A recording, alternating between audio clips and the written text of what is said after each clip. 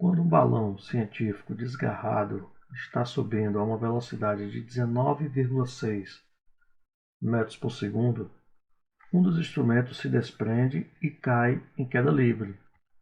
A figura abaixo mostra o gráfico da velocidade vertical do instrumento em função do tempo, desde alguns instantes antes de se desprender até o momento em que atinge o solo.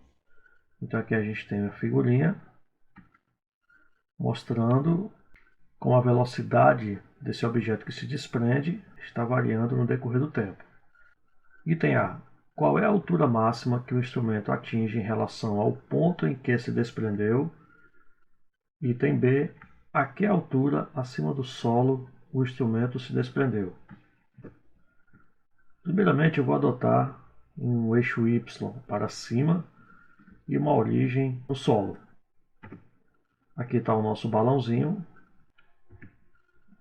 Em um determinado momento, o objeto se desprende do balão e no momento em que o objeto é solto do balão, ele continua com a mesma velocidade que ele tinha quando estava junto com o balão, ou seja, uma velocidade que eu vou chamar de velocidade inicial do objeto de 19,6 metros por segundo.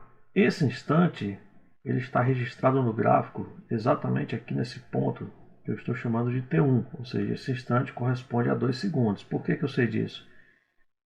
Antes de T1, a velocidade era constante, que é exatamente a velocidade do balão junto com o objeto antes do objeto se desprender do balão.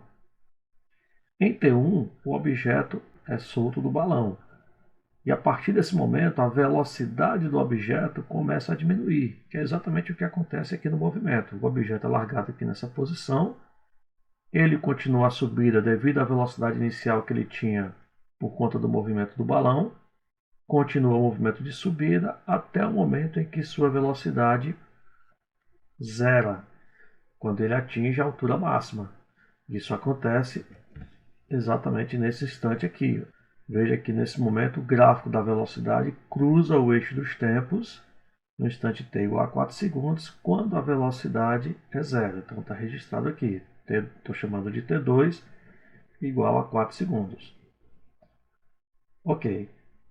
A partir desse momento, o objeto atinge a altura máxima e começa a cair. Ele vai cair até atingir o solo.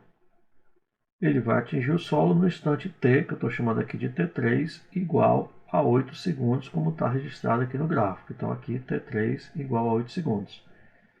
No item A, a questão pede a altura máxima que o instrumento atinge em relação ao ponto em que se desprendeu.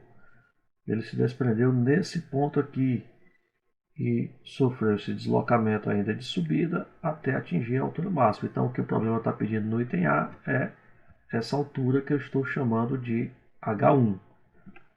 As três equações que eu posso utilizar na análise desse movimento de um objeto submetido a uma aceleração constante, são as seguintes: y igual a y inicial mais uma velocidade inicial yt mais um meio de at quadrado. Uma outra equação é a equação horária da velocidade. Vy é vi y mais at. E uma terceira equação que relaciona a velocidade com o deslocamento, vy ao quadrado igual a vi y ao quadrado mais 2a delta y. No item A, eu vou utilizar esta equação. Veja que ela vai resolver o nosso problema.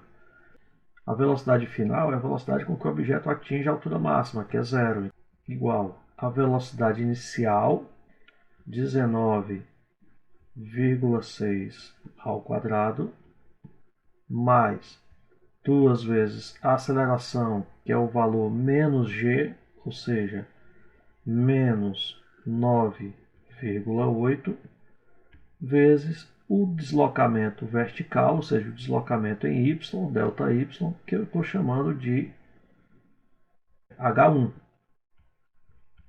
Então, se você resolver essa equaçãozinha aqui, você vai encontrar um H1 igual a 19,6 metros.